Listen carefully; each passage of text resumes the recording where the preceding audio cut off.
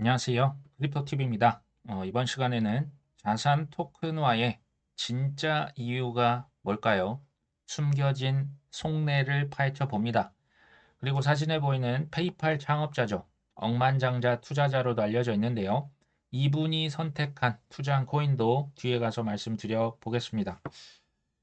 홍콩에 규제된 코인 거래소 해시키 그룹에서 올 상반기에 홍콩에서 비트코인 현물 ETF 소식이 있을 것이다 라고 얘기를 합니다. 근데 뒤에 봤더니 실제 해시키가 그 수탁기관으로 10개 이상의 증권사 논의 중이다. 자, 이거는 좋은 소식이 맞는데요. 뒤에 보니까 홍콩에서는 10개의 금융기관이 비트코인 현물 ETF를 신청할 계획이다. 신청을 했다는 얘기입니까? 안 했다는 얘기입니까? 신청도 안 했다라는 얘기네요. 자, 거래소, 뭐 코인 거래소, 증권사, 수탁기관, 특히 이제 홍콩, 중국 투자자들은 애가 탑니다. 물론 우리 같은 사람들은 그냥 거래소를 쓰면 되는데요. 생각보다 그 주식의 ETF가 편하거든요. 그 편의성을 제공하기 때문에 이 사람들 입장에서는 지금 애가 많이 탈 겁니다. 지금 이 기사만 봐서는요, 이 생각보다 오래 걸릴 수도 있지 않을까라는 생각이 저는 들었습니다. 상반기보다는 약간 하반기 쪽으로 저는 조금 그 무게를 두고 있는데요. 근데 이것보다 훨씬 더 중요한 건 뭘까요? 전 세계 ETF 거래량의 90% 이상이 캐나다, 미국에서 발생합니다. 특히 미국이 80% 훌쩍 넘어가죠. 뭐가 더 중요할까요? 홍콩 ETF 중요하죠. 중국의 공산당 그 돈들 엄청 많이 있을 겁니다. 근데 저는 이것보다 더 중요한 것은 5월 23일 이더리움 현물 ETF가 승인이 될 것이냐 안 될 것이냐. 되면요. 뜨거운 서머 여름이 나올 수 있습니다. 하지만 이게 페이크가 됐건 속임수가 됐건 거절이 된다. 이러면 한번 찬물이 한번 그 엎질러질 수 있겠다. 이 5월 23일을 주목할 필요가 저는 있다고 봅니다. 코인텔레그래프에서 블랙락이 지금 비트코인 현물 ETF로 전 세계 지금 그 비트코인을 쭉쭉 흡수를 하고 있지 않습니까? 이대로 가면 2주 이후에는 그레이스케일 비트코인 보유량을 추월할 것이다. 정말 그레이스케일에서는 하루 4천 100개씩 빠져나가고요. 반대로 블랙록에서는 하루 4,100개씩 계속 들어오고 있다. 예전에 2017년, 8년에 레리 핑크 블랙록 회장이 비트코인은 투기다, 돈 세탁이다 했는데 이제는 글로벌 자산이다, 혁신이다, 이제껏 이런 자산은 없었다. 이유가 있었네요. 그러니까 예전에는 ETF 없었는데 이제 나오니까 본색을 드러내네요. 블랙락에서 뭐 신청했습니까? 이더리움 현물 ETF 신청했죠. 주요 코인들, 소위 말하는 탑 시총 한 30위권 내에 있는 기관 투자자들이 지원한 코인들, CME 그룹에서, 벡트에서, 또 나스닥에서 코인 벤치마크 지수 만들 때 쓰는 코인들, 그런 코인들은 이제 걱정을 안 하셨으면 하는 바람이 저는 있습니다. 자, 이렇게 말씀을 드리면 블록렉에서 펀드 출시했는데 이더리움 위에 올려놨다며 이더리움만 또 최고라고 얘기하는 거 아니냐라고 생각을 하실 수는 있을 것 같습니다. 근데 한번 잘 좀 크고요. 깊게 생각을 해보실 필요가 있어요. 전체 코인의 시가총액의 50%가 넘는 게 뭡니까? 비트코인이죠. 그래서 비트코인이 오르면 다 같이 그냥 끌려서 올라가는 겁니다. 두 번째가 뭡니까? 이더리움입니다. 이더리움은 기관들이 너무나 좋아할 요소들, 이자도 주고요. 이건 이제 쓰임새가 다릅니다. 이 두 개를 합치면 몇 프로입니까? 거의 70%입니다. 이 두 개가 잘 돼야 내가 투자하고 있는 땡땡 코인이 잘 되는 겁니다. 자, 블랙락에서 ETF를 신청하면 승인될 확률이 몇 프로다? 99.8%는요. 이거는 그냥 눈속임입니다. 그냥 100%입니다. 그러니까 이더리움 ETF 신청을 했다? 이미 이 코인은 이더리움이다 뭐다 걱정하실 필요가 없다. 다만 주의하실 필요 있죠. 페이크를 줄 수가 있습니다. 퍼드를 조장할 수 있습니다. 왜요? 그래야 개미들 다 이렇게 털고 나갈 때 그때 이제 뒤에서 펀드의 펀드를 통해서 또 회사의 그 주식을 통해서 사놓고 있겠죠. 페이크를 줄 수는 있다라는 말씀을 또 드립니다. 코인원과 뭐 코빗 사실 작년을 봤더니 업비트를 제외하면 다 적자입니다. 굳이 유동성이 없는 곳에서 투자하고 싶지 않겠죠. 제가 이걸 보면요. 지금 비트코인 뭐 ETF 제공 업체들 12개 있고요. 이더리움도 지금 10개가 넘어가는데요. 쏠림 현상이라고 하는 것은 앞으로 더 심해질 수밖에 없다. 제가 그래서 말씀드리는 건 비트코인, 이더리움은 최소 50% 이상 가져갔으면 좋겠다.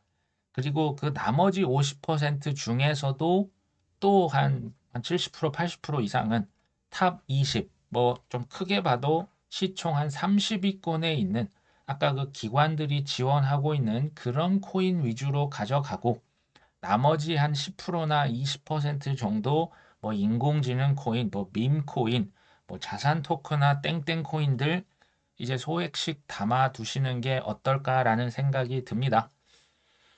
탈중앙화 거래소 DGFT에서 미 국채 토큰 상품을 출시합니다.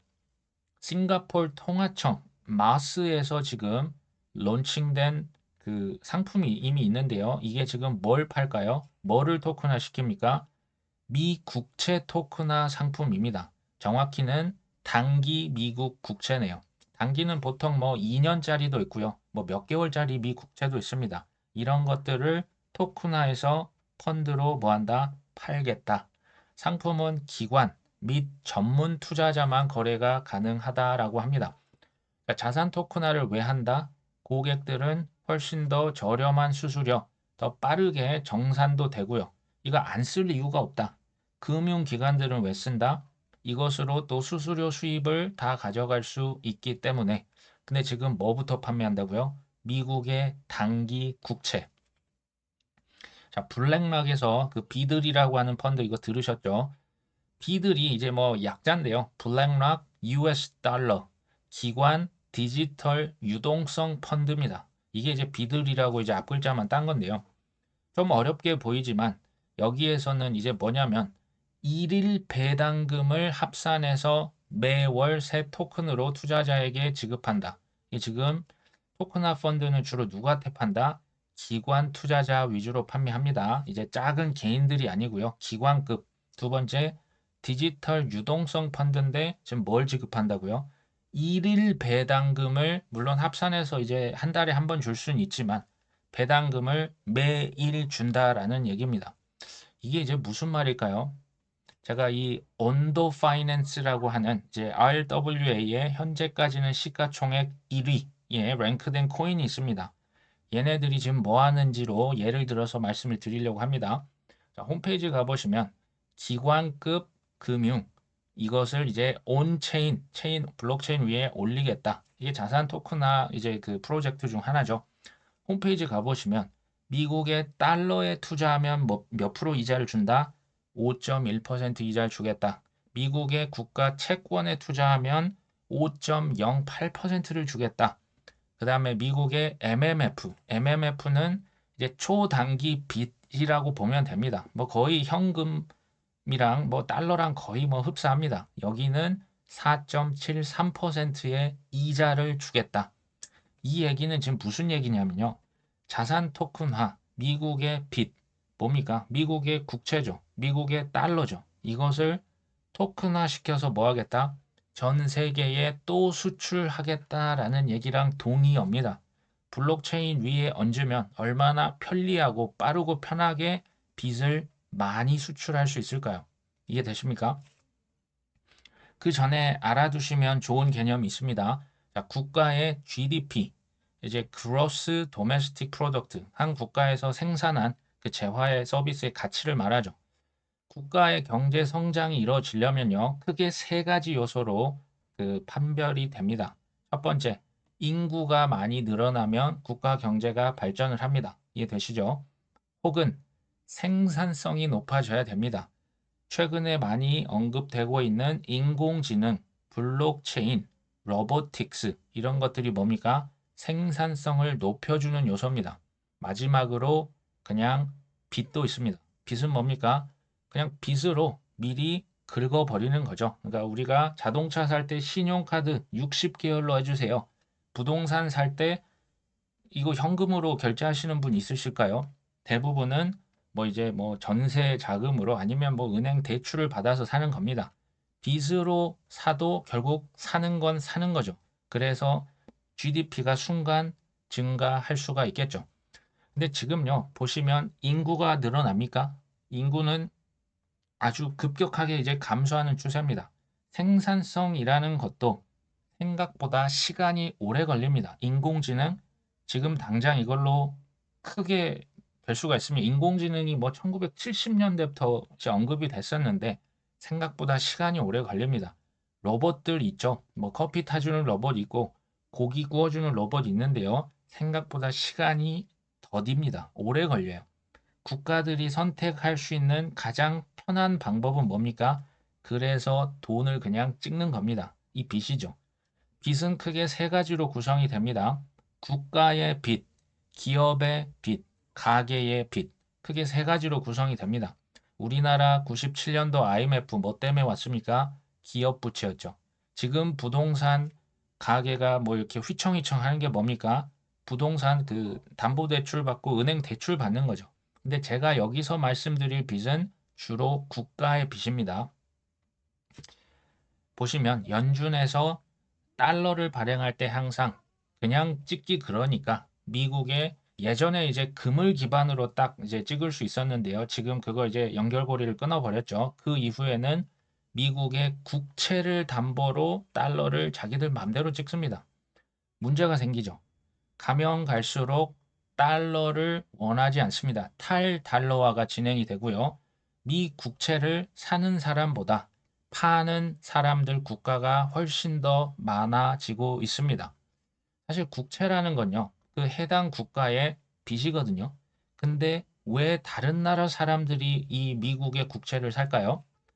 첫 번째 이유는 안전자산이라고 하는 그 인식입니다.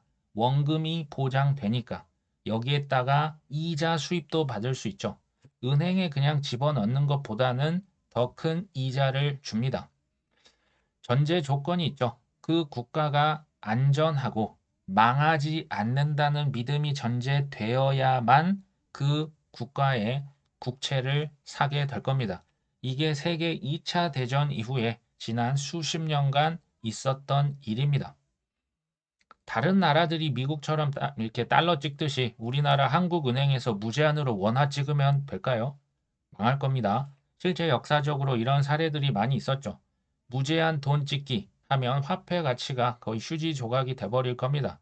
짐바브웨, 뭐 중남미, 또 이제 그 세계 1차 대전 이후에 독일에서 전쟁 배상금 갚으려고 무제한 돈 찍었다가 어떻게 됐습니까? 어마어마한 슈퍼 그 하이퍼 인플레이션이 나왔었죠. 이렇게 됩니다. 그러니까 아무나 찍을 수가 없어요. 왜 미국은 괜찮을까요? 기축 통화니까.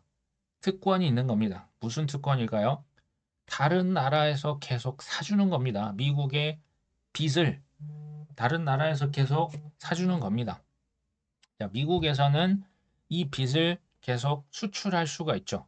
그리고 돈은 그냥 찍어내면 되는 거죠. 그 찍어낸 돈으로 어떤 물건이 필요하다? 다른 나라에서 그냥 사면 됩니다. 자, 다른 나라, 제가 중국이나 유럽을 예로 들겠습니다. 중국에서 지금 이제 막 뭔가 세계의 뭐 공장이라고 했는데 처음부터 공장이 있습니까?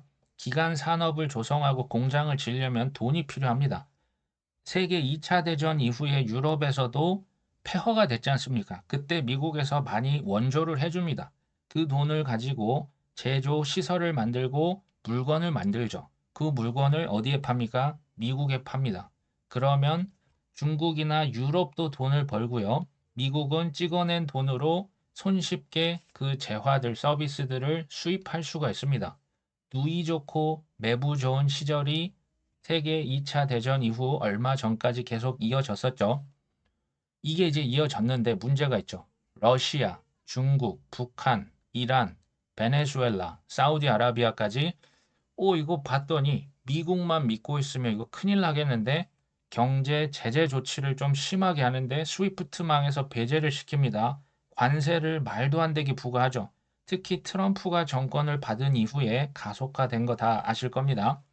탈달러화가 이루어지고 미국의 국가 채권, 이 빚을 이제 사는 게 아니라 자꾸 누군가 팔고 있는 거죠. 그리고 미국의 국채 대신에 뭐를 많이 샀습니까? 전 세계 중앙은행들이 금을 샀습니다. 이걸 지켜보는 미국의 큰 손들, 블랙락 같은 친구들이겠죠. 큰일 났네. 특단의 대책을 내려야겠다. 그게 뭡니까? 특단의 대책 첫 번째, 스테이블 코인입니다. 스테이블 코인은 디지털 달러죠. 이것을 찍어내려면 반드시 너희들 테라루나 사태 봤지? 큰일 난다. 이거 찍으려면 담보를 사야 돼. 근데 안전한 담보여야 돼. 제가 볼 땐 미국 사람 기준이죠. 그게 뭐냐?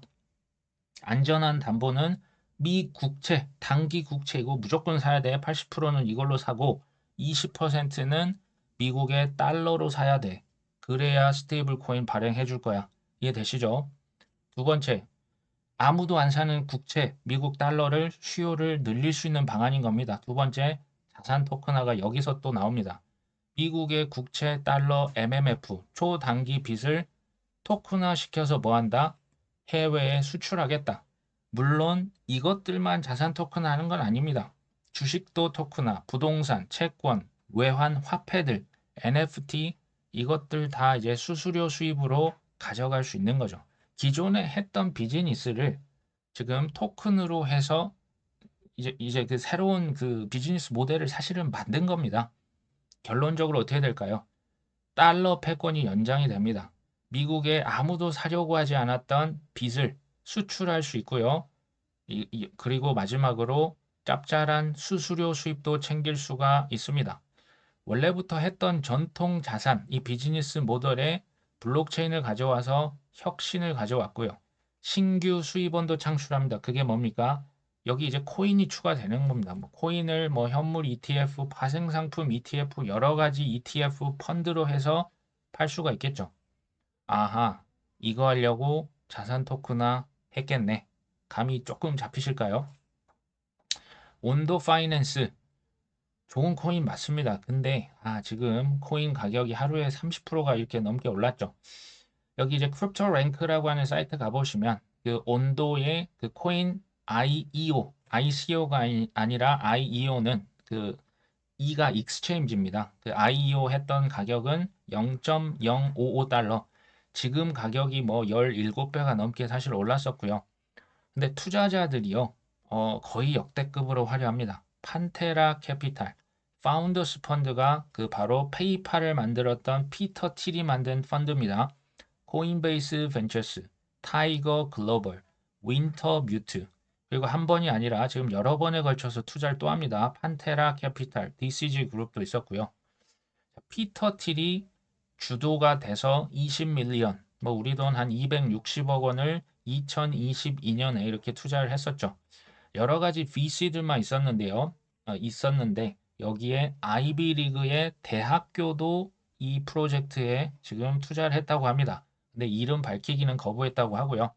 여기 또 누가 있나 봤더니 전 구글 CEO 에릭 슈미츠가 이끄는 스틸 펄롯이라고 하는 회사도 투자를 했다고 합니다.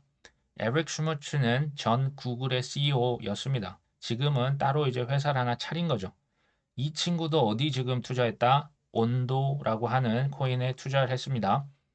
자, 온도 파이낸스 작동 원리를 간단히 말씀드리면 분산형 거래소 이게 디파이라 보시면 됩니다. 그 위에 이제 그 볼트는 금고를 두고요. 고정 수익률과 가변 수익률. 그러니까 고정 수익 뭐 5% 줄게. 대신에 이제 수익은 좀 더 적어질 수가 있겠죠. 가변 수익률은 플러스 마이너스가 좀 더 커질 수 있는 두 가지 상품을 제공하고 있다라고 합니다. 자, 이걸 지금 설명을 듣고 보시면 미국의 달러 투자하는 거 이거 수익을 5.1%나 줍니다. 5.1%. 미 국채도 5.08% 자산을 토큰화 시켜서 근데 그 자산이 뭡니까? 미국의 여러 가지 빚들을 지금 다양한 상품으로 만들어서 블록체인 위에 얹어서 판매를 한다라는 얘기가 되겠죠.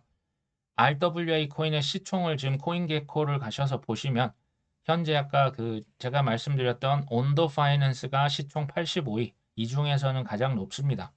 그 다음에 182위에 뭐 센츄리 퓨지라고 하는 CFG라고 하는 코인도 있고요. 만트라라고 하는 코인, 폴리메쉬, 팬들, 뭐 크레딧 코인 여러 가지가 이렇게 있습니다. 제가 이전에 이 영상에서 소개를 드렸던 블랙락 자산 토큰화 15개 코인은요. 서클에서 발행한 스테이블 코인 USDC가 론칭이 된 15개의 블록체인이었습니다. 이걸 제가 고속도로에 비유했던 거 기억나십니까? 그 자산을 토큰화 시켜서 그 토큰화 자동차들이 왔다 갔다 하는 고속도로가 아까 이 영상에서 말씀드린 15개 블록체인 코인이었고요. 여기서 제가 말씀드리는 온도 파이낸스, 뭐 그 크레딧 코인, 뭐 이런 프로젝트들은 자산 토큰화를 실제로 하는 코인입니다. 자산을 실제로 자동차로 만드는 그런 실제적인 프로젝트죠. 그러니까 이제 그 위에 있는 코인들은 인프라라고 한다면 RWA 실제 프로젝트는 얘네들은 자동차라고 보시면 됩니다. 서로 그 보완적인 관계를 하지 않을까 하는 생각이 듭니다. 근데 이제 문제가 있어요. 이거 정말 좋은 코인 맞는데요. 올 초만 해도 1월 달만 해도 0.2달러였는데 지금 가격이 거의 뭐 1달러에 육박을 하죠. 가격이 애매합니다. 좋은 코인을 이게 이제 지금 사기는 조금 애매합니다. 저 같으면요. 근데 이런 가격에 저는 사실 참 안 사는 편입니다. 이건 뭐 본인께서 결정을 하셔야겠지만 나중에 큰 조정이 온다면 살 코인들을 좀 리스트를 한번 만들어 보는 것도 좋은 것 같아요. 공부를 많이 하셔서 종목 선정을 하셔야겠죠. 그리고 당연히 현금이 있으셔야 됩니다. 그리고 바로 산다? 그건 이제 본인의 선택이지만 인내를 하실 필요도 있겠다. 자, 여기까지가 뭐다? 이게 투자입니다. 두 가지 종류가 있을 것 같아요. 저는 조금 보수적이죠. 조금 초저가에 살려고 하는 경향이 많기 때문에 실제로 제가 좋다는 코인 제가 소개를 드렸지만 안 사거나 못 샀던 코인도 있습니다. 대표적인 게 이뮤터블 X입니다. 전 그거 아직 안 들고 있습니다. 그러니까 말씀을 드렸지만 아 이거 너무 높다 해서 전 안 샀거든요. 반면에 달리는 말에 올라타는 게 더 좋을 수도 있습니다. 쉽게 말하면 뭐 솔라나 코인들, 뭐 밈 코인들 탔는데 더 갈 수도 있는 거죠. 이거는 뭐 저도 모르겠습니다. 이거는 한번 좀 생각을 해 보시고요. 온도 파이낸스라고 하는 게 나중에 큰 조정이 온다면 나쁘지 않겠다라는 생각을 해 봤습니다. 매수 매도에 대한 추천은 아니라는 부분 마지막으로 말씀을 드리면서 오늘 방송은 여기까지 합니다. 끝까지 시청해 주셔서 감사합니다.